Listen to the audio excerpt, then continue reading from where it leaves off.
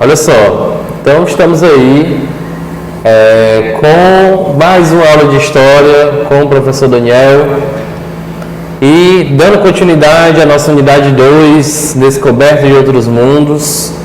Dentro do tema 2, né, Impérios Ultramarinos, a gente tem esse subtema chamado de a colonização na América Espanhola, né? Então, antes da gente adentrar aí a colonização na América Espanhola, vamos recordar aqui o que a gente já viu aí um pouco até esse momento, e aí o momento final, né, desse tema 2, da sua unidade 2. A gente viu aí colonização do Brasil, vimos aí aspectos sobre a expansão marítima europeia, né? E fruto dessa expansão marítima europeia, as colonizações, né? A colonização da América Portuguesa, a colonização inglesa e agora, né, a colonização na América Espanhola, ok? Então, logo de entrada, quando você baixar aí os seus slides, né, estão numerados para você. Antes do slide número 1, tem um slide aí de abertura, né, e aí eu já trago logo uma imagem, logo na abertura para a gente, né.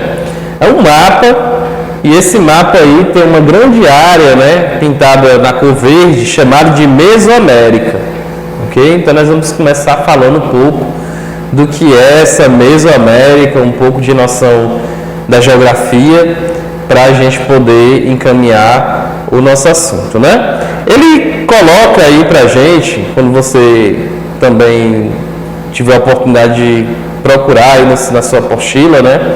Esse tema colonização na América Espanhola, ele foca logo no processo de colonização, no processo de conquista dessa dita América Espanhola, né? Mas o que a gente tem antes nesse território, em termos de população, antes de se tornar uma América dita espanhola, né? De pertencimento aos espanhóis?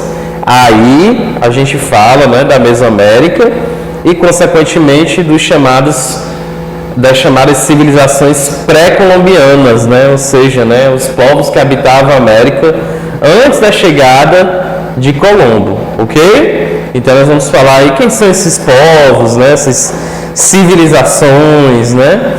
E aí a gente vai adentrando aí esse universo colonial da chamada América Espanhola, ok? Então vamos seguir aí o nosso slide número 1, aonde ele traz aí a definição, a explicação do que é essa Mesoamérica, né? Lembrando aí, para você olhar o seu slide de abertura, tá bom? Esse primeiro slide aí que traz logo a imagem do mapa, né? Essa área tracejada em verde, chamada de Mesoamérica, né? Então, a Mesoamérica, de acordo aí com o nosso slide número 1, é um nome que vem sendo usado pelos antropólogos para designar uma região que somente numa pequena porção se sobrepõe àquela que se costuma chamar de América Central. Nos atlas, a América Central geralmente inclui os países desde a Guatemala até o Panamá. Mas se entende por Mesoamérica aquela região que abrigou as grandes civilizações indígenas dos maias, dos astecas e de seus antecessores, e que até hoje tem uma população indígena numerosa e densa. A Mesoamérica inclui o centro-sul do México, mas não o norte, inclui também a Guatemala e Belize, né? Então, meso significa entre, né?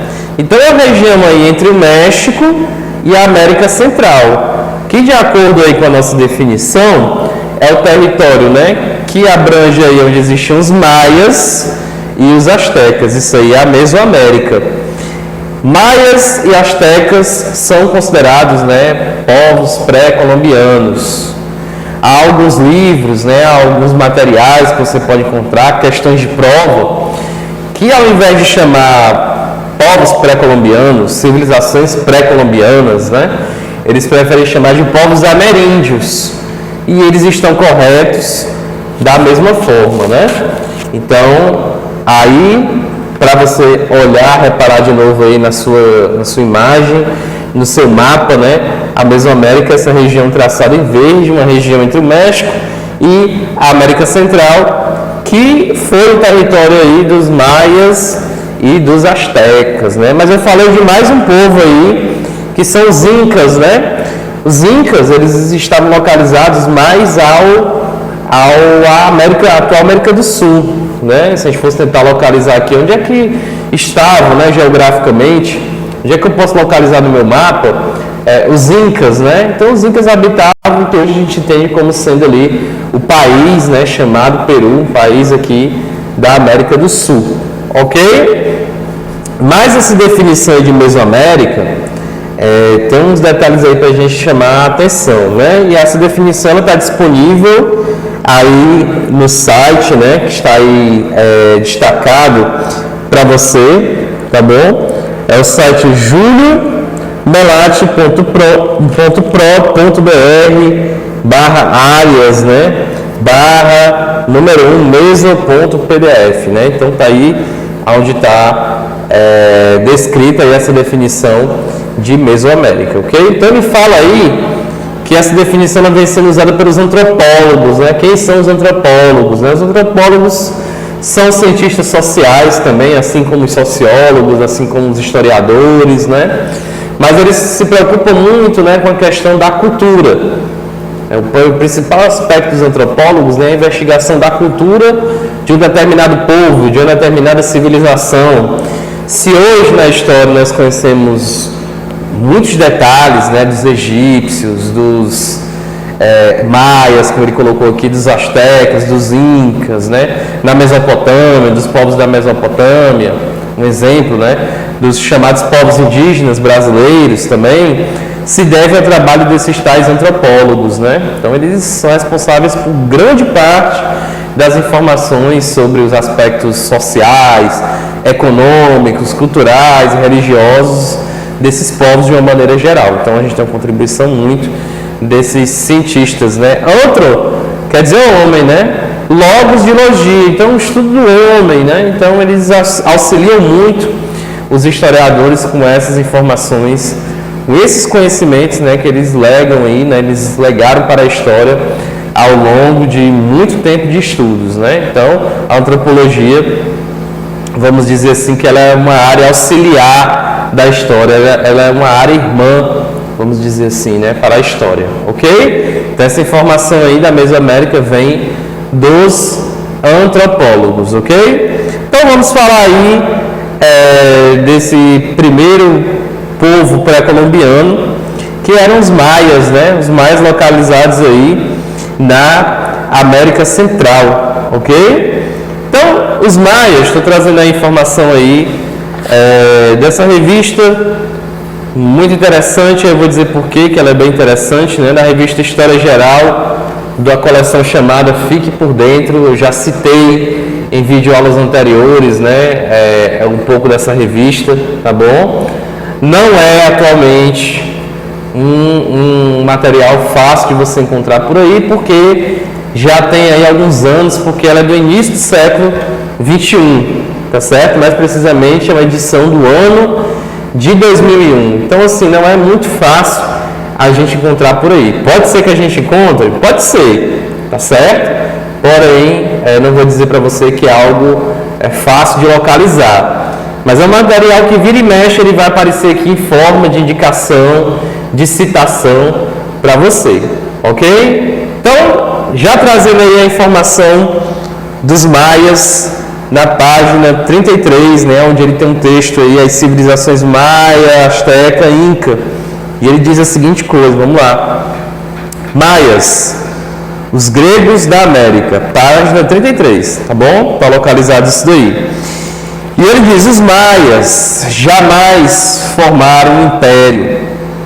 Assim como os gregos, eles se organizavam em cidades-estados independentes, governadas por reis e unidas pelo idioma e pela religião. As terras habitadas pelos maias ocupavam parte do México, Belize, Guatemala, Honduras e El Salvador. As cidades mais importantes até o ano 900 foram Palenque, Copán e Tukal. Depois dessa data, eles rumaram para o norte, onde fundaram Chichen Itza, famosa por seu observatório astronômico, Mayapan e Uxmal, viu? Então ele coloca aí pra gente, né, algumas características aí dos maias, tá bom? Então um povo, né, uma civilização que já existia há muito tempo antes da chegada do Cristóvão Colombo, né, à América, né, que no primeiro momento, como a gente já discutiu aqui, não fazia a menor noção que estava chegando no território que futuramente também receberia o nome de América, né? Então a gente já discutiu isso lá em aulas anteriores, né? O Cristóvão Colombo estava preocupado em localizar o Oriente, mais precisamente aí as Índias, né? E aí até por isso que esses ditos povos ameríndios, povos pré-colombianos, assim como os maias, os incas, os astecas, vão ser batizados de índios, né? Porque se acreditava Cristóvão Colombo que estava na região das Índias, tá bom? Então ele chama aqui a atenção nesse texto, né? Os maias jamais formaram um império, tá certo? Então ele está querendo dizer que não existia o império como a gente conhecia, por exemplo, lá com o Império Romano, por exemplo, lá com os egípcios, né? Então é algo muito mais semelhante, como ele fala no próprio título aí, né, aos gregos. O que eles tinham eram cidades e estados independentes, né? Então eles não tinham muito aquela unificação territorial, política, né? Eles tinham uma identificação, uma ligação muito mais o que? Cultural, muito mais o que? Religiosa, tá bom? Então isso daí é uma característica dos maias, considerados aí os gregos da América, tá bom? E aí ele fala um pouco aqui sobre a ciência, a arte e a religião. Os maias previram eclipses solares, criaram um calendário bastante preciso, introduziram até mesmo o algarismo zero, tá bom? Cultivavam animais, plantas, né? Astros minerais eram divindades com características positivas e negativas.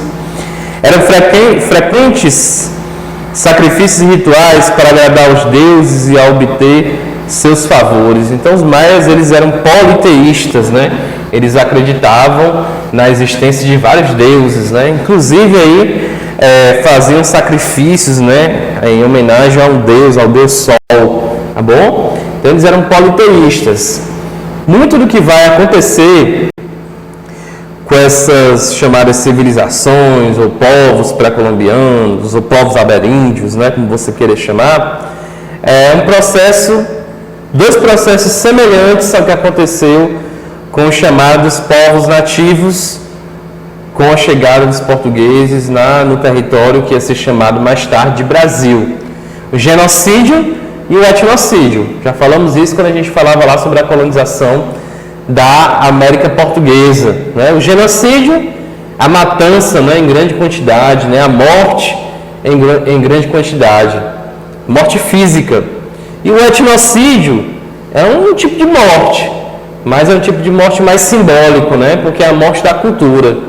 Se você tem aí, por exemplo, os maias sendo politeístas, com o processo de dominação e conquista dos espanhóis, aos poucos, né, esse politeísmo ele foi morrendo, porque aí vai ser introduzido o que? Né? O monoteísmo, a cultura, a religião e a fé cristã para esses povos. Né? Vão ser escravizados, né? E aí, diferente um pouco do que aconteceu em relação à colonização do chamado Brasil, aqui no Brasil se introduziu logo de cara, né, a escravidão dos povos indígenas, e aí você viu que em um dado momento essa escravidão, essa mão de obra escrava, ela vai ser substituída pelos africanos, né? Ao contrário do que aconteceu aí na América Espanhola, né? Os indígenas, eles foram realmente escravizados do início ao fim, né? Aí você viu também que os portugueses resolveram introduzir os africanos porque eles já tinham, né, uma experiência com essa mão de obra e sabiam, eram conscientes que aquela mão de obra ela era altamente o quê? Rentável. Você vai ver depois, você viu, na verdade, né, nas aulas lá de colonização do Brasil, que o escravo ele vai ser traficado, ele vai ser vendido, ele vai ser alugado. Nós lemos lá numa fonte histórica, na aula sobre a sociedade do ouro, né, a sociedade do açúcar, né, que até mesmo se pagava gratificação no século XIX, por exemplo, né, para quem desse conta, né, recuperasse do escravo fugitivo. Então, para o colonizador português, a escravidão africana ela era altamente o quê? Rentável, lucrativa. Os espanhóis, né, eles vão preferir mais a questão mesmo da escravidão dito indígena, né, era a experiência maior, vamos dizer assim, que eles tinham, ok? Então nós temos aí um pouco dos aspectos dos maias e dos incas, né? Dos incas aí também a gente fica com o auxílio desse texto, as civilizações maia, asteca e inca, ok? Lá na página 35 eu vou estar disponibilizando, tá bom? Esse texto aí na íntegra como material, ok?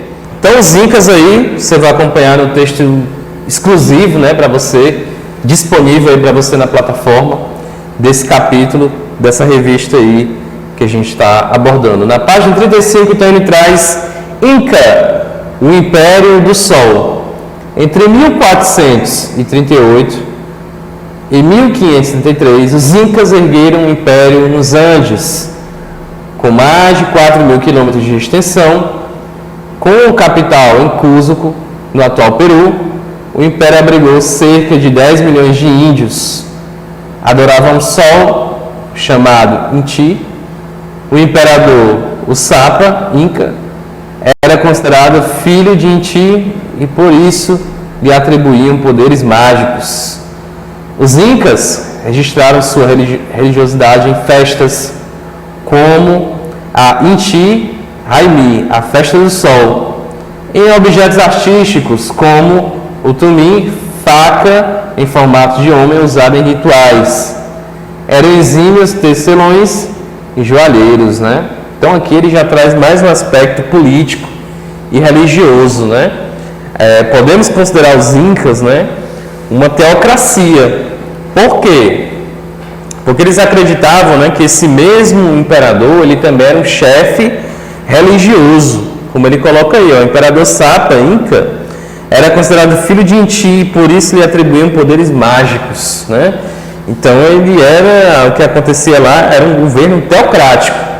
Há a figura do líder político, mas essa figura também ela é confundida, vamos dizer assim, ou ela é entendida como também uma figura religiosa, né? O mesmo representante político é o mesmo representante religioso. Isso aí, quando a gente tem isso, a gente está diante de uma teocracia. É parecido, né? Semelhante, por exemplo, com o que acontecia lá no Egito.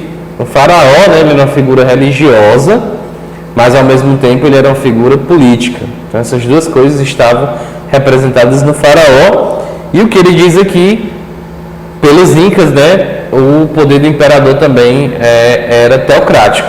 Uma figura religiosa e ao mesmo tempo política, ok? Continuando aí nesse material extra que eu estou colocando para você, ele diz: agricultura e urbanismo. Grandes arquitetos, os Incas construíram palácios encaixando blocos de pedras que eram talhados com instrumentos de cobre ou bronze e polidas com areia. As paredes das casas eram inclinadas para evitar desabamentos, não é isso?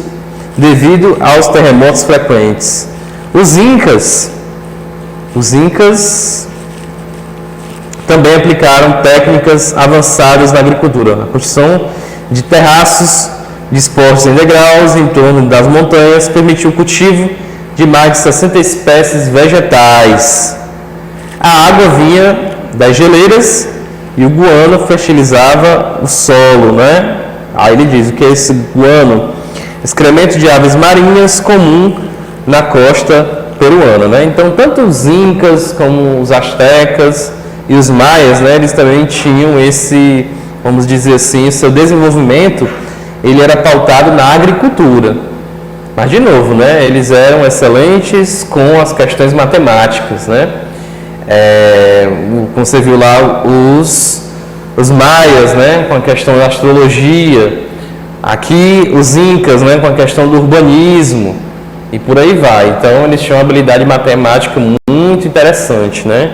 Os incas, por exemplo, desenvolveram uma espécie de calculadora artesanal lá na época deles, né, que eram os chamados quipos, né? O que eram esses tais quipos, né? É como se fosse lá, eles tinham lá uma corda, e essa corda ela tinha uns registros, né? Uma espécie de nó, e para cada nó daquele eles conseguiam desenvolver um cálculo, né? Como se fosse assim, uma espécie de um número.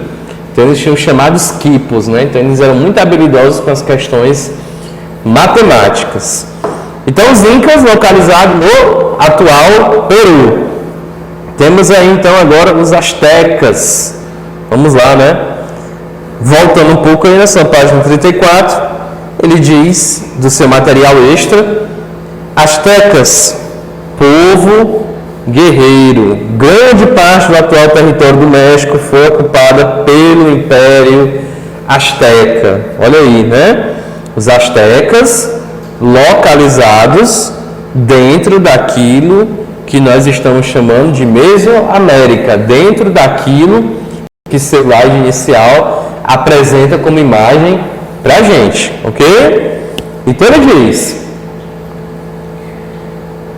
grande parte do atual território do México foi ocupado pelo Império Azteca, que reunia 25 milhões de pessoas. Em 1325, uma pequena tribo de caçadores construiu um altar em algumas cabanas, dando origem a Tenochtitlan, atual cidade do México, que em 1428 se tornaria a capital do Império.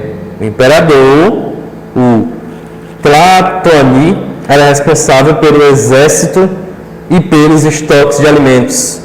A guerra, além de sagrada, era essencial para a sobrevivência do Império, pois garantia sacrifícios aos deuses e impostos em espécie.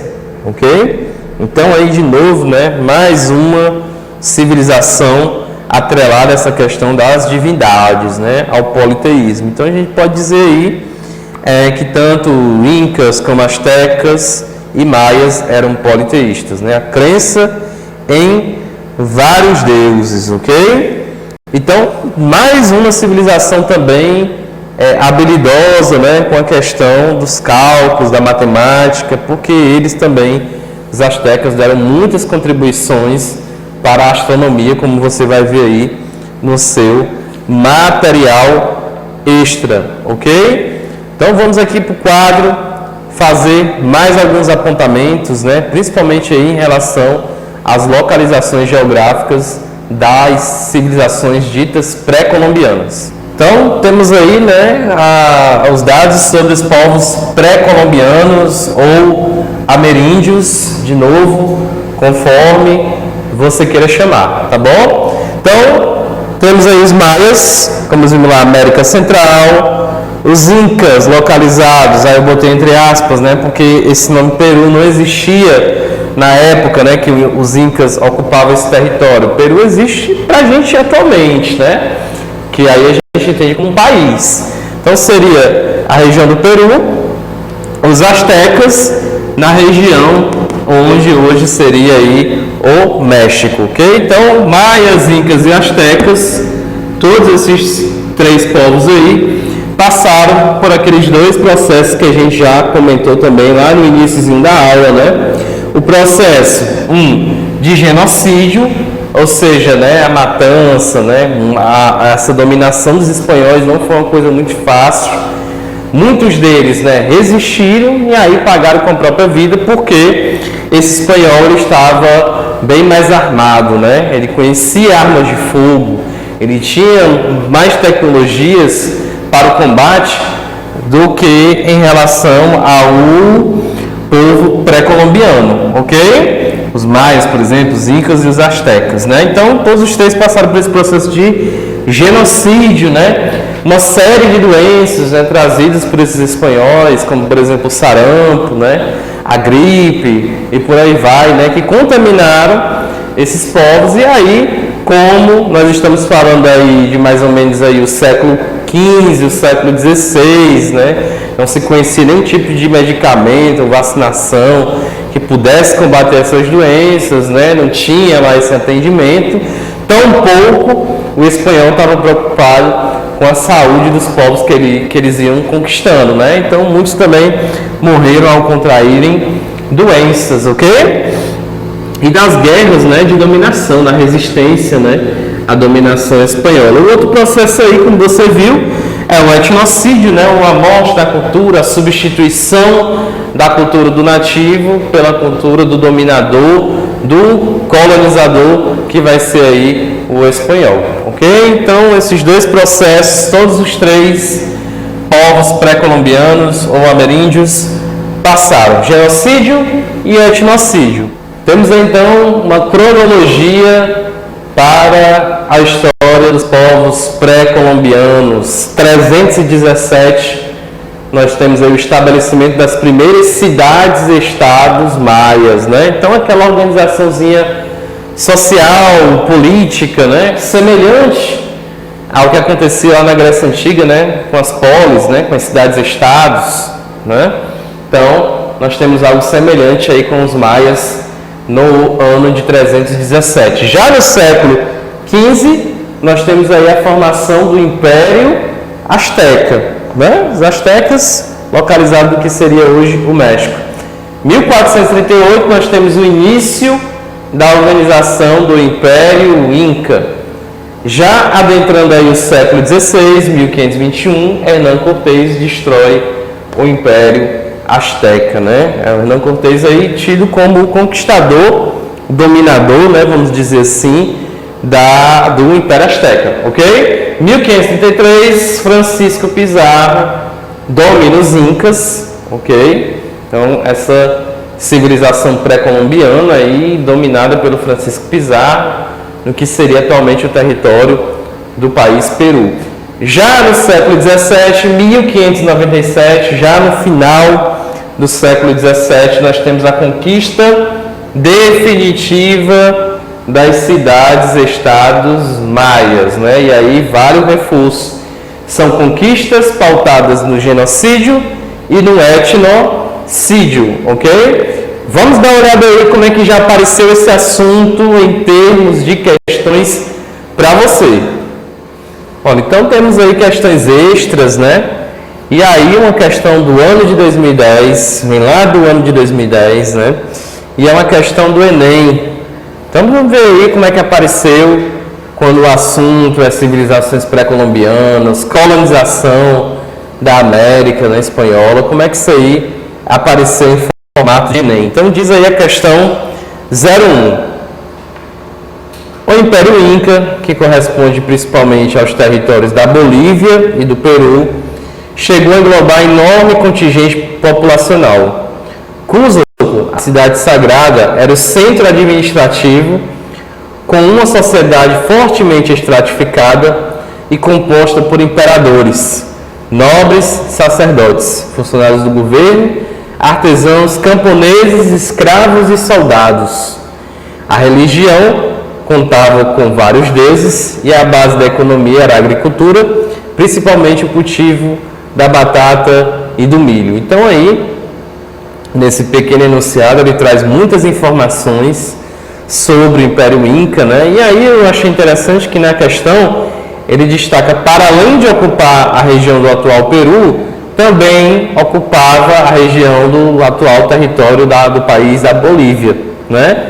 É verdade, né? Apesar de muitos livros enfatizarem essa questão do Peru associado ao Peru, né, a localização geográfica, mas também tinha aí uma parte do seu território na Bolívia. E aí ele faz um relato, né, da dinâmica da sociedade Inca, né? Você vê aí, ó, sacerdotes, nobres, funcionários do governo, camponeses, né, escravos, soldados. Então era uma sociedade, como ele diz aí, estratificada, ou seja, dividida em estamentos, né, camadas sociais, estratificações, como você queira chamar. E aí, por ser uma sociedade extremamente estratificada, era bem difícil, né, essa ascensão, essa mobilidade social, traduzindo, né? Era muito difícil quem era escravo chegar a ser imperador inca, né? Então era uma sociedade que era regida por essa divisão,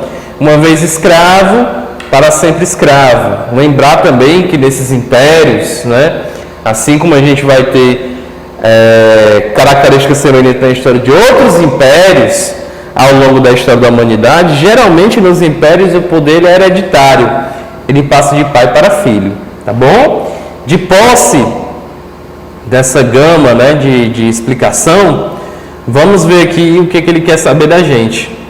A principal característica da sociedade inca era o quê? Olha aí, era a letra A, ditadura teocrática que igualava todos, né?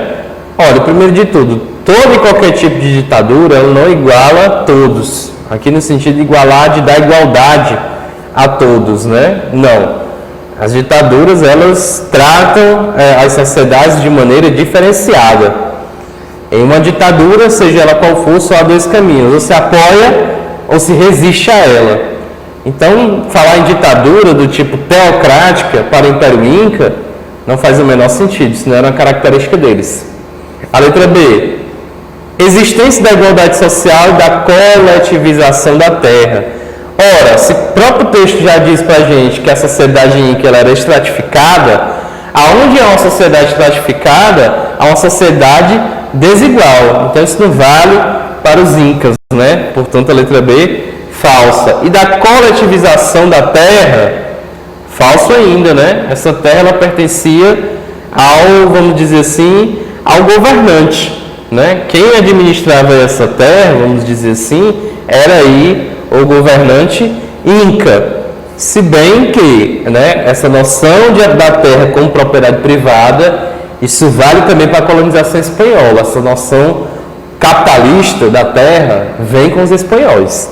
Portanto, a letra B, falso. Letra C, estrutura social desigual, compensada pela coletivização de todos os bens. Não, né? Aqui ele está dizendo, no começo correto, né, que a estrutura social é desigual, porém, o que compensava essa desigualdade é que a terra era um bem de todos.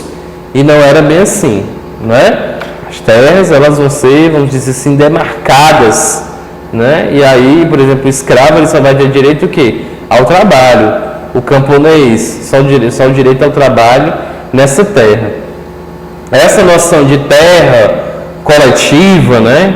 Isso aí cabe muito mais aos povos nativos do Brasil, que vão ser chamados de indígenas, né? Antes do contato com o português, tá bom? Portanto, a letra C, falsa. A letra D, existência de mobilidade social, o que levou à composição da elite pelo mérito, né? Então, é a inexistência da mobilidade social, como a gente falou no começo da explicação da questão. Inexistência.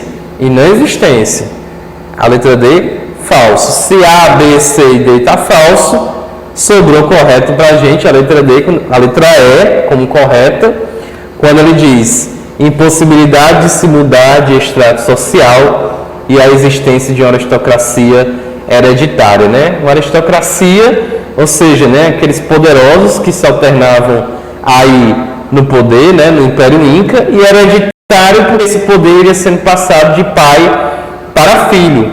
E a imobilidade social, você viu aí, né, uma sociedade extremamente o quê? Dividida.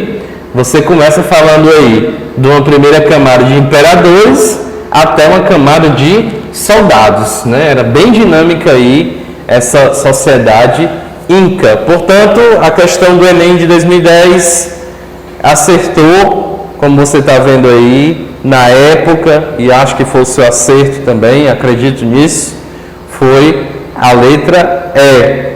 Ao 02 aí, então, no seu slide de número 3, é uma questão que vem lá da PUC, Pontífice Universidade Católica, lá de São Paulo. Então, tem uma questãozinha aí pra gente, a 02, uma questão aberta, uma questão muito interessante, tá bom?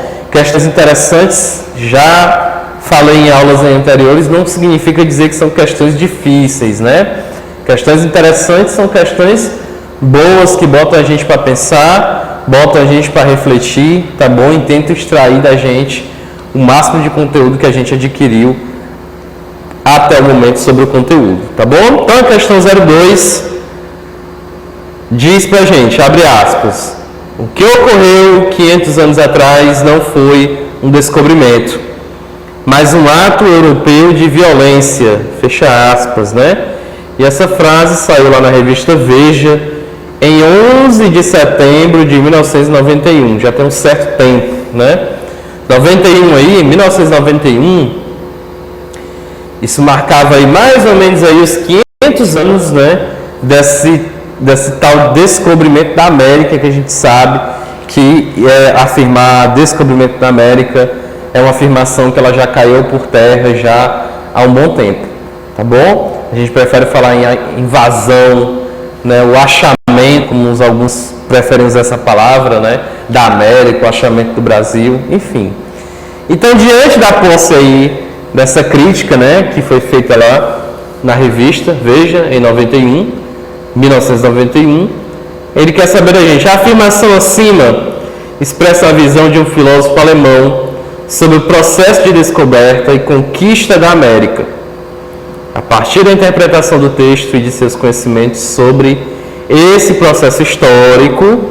A letra A pede alguma coisa para a gente, pede para a gente comentar a visão de conquista expressa no texto. Então lá vai uma dica valiosa para você quando você se deparar com esse tipo de questão aberta, tá certo?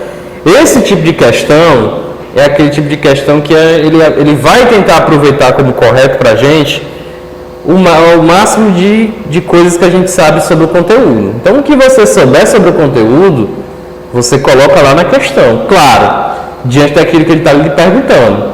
Mas ele já lhe deu uma frase, então ele quer que você interprete a frase e também você considere o que você aprendeu sobre o assunto colonização da América Espanhola, povos pré-colombianos, tá bom? Então a letra A, comente a visão de conquista expressa no texto, né? É uma visão pessimista, no sentido de que é uma visão crítica, né?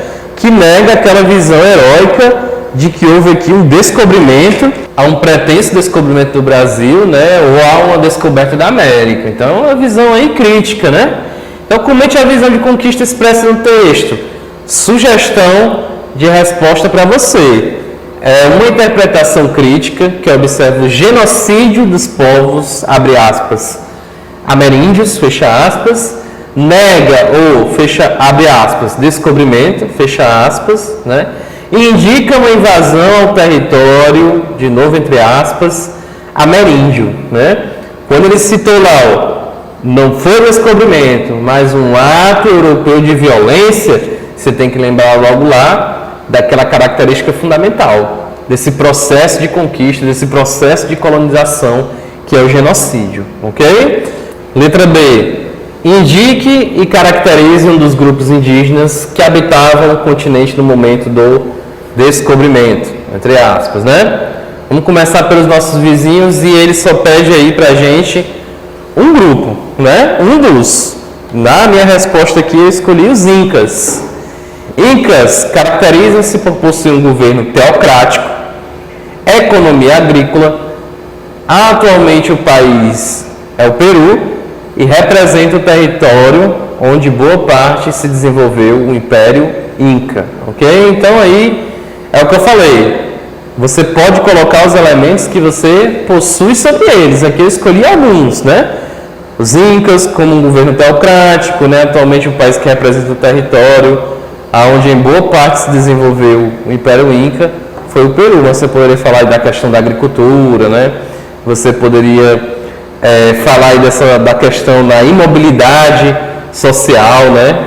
Você poderia ter falado isso, né? Dessa impossibilidade da mobilidade social, né? A imobilidade, o contrário da mobilidade social, você poderia também ter falado sobre isso, ok? Resolvidas as questões, bons estudos para você. Até a próxima aula de História com o professor Daniel Burlamac. Muito obrigado.